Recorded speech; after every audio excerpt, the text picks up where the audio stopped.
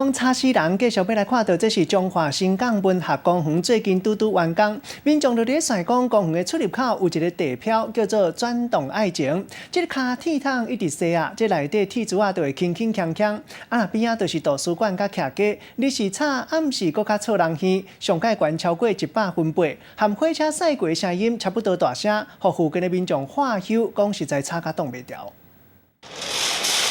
红果桶甲炼叮当。内底铁珠仔呢啦啦叫，足大声，实在真臭人耳。一个伫洗就已经足大声，啊若4个做伙甲洗，实在互人记载袂牢。伫个日时啊，这个红果桶安尼甲炼叮当，佮吵甲强要害去啊！啊若甲暗时啊困的时间来洗这个转动爱情，一点啊都无落满得久，佮会互人失眠，佮强要掠狂。实际来甲测试。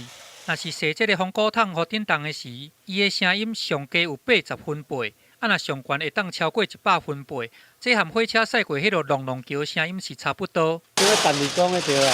一个过去恁这，过去恁这，你甲听看看有吵。伫个中华新港的文学公园内，最近乡公所开卖600万，定性设计完工。啊，若伫边啊有图书馆，阁有民家厝，伫个入去的所在设置这个新的公园地标，甲号做“芳舍爱情”。这个漆粉桥仔色的红果桶，顶悬阁有写一寡诗句。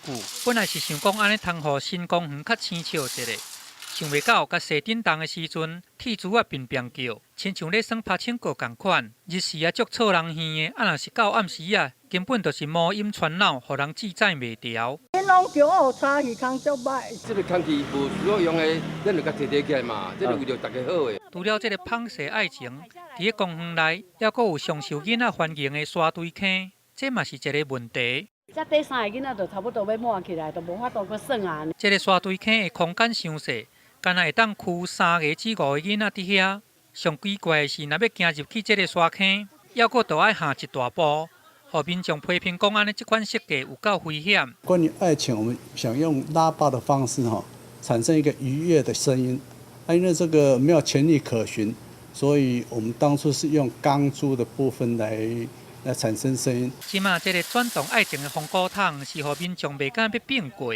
乡公所表示讲，文学公园的工程还当咧验收的阶段，针对这个沙堆坑伤过悬，阁有这个转动爱情伤过臭人耳的问题，嘛会做伙来改善，一定会互大家一个较舒适、袂吵人的新公园。记者综合报道。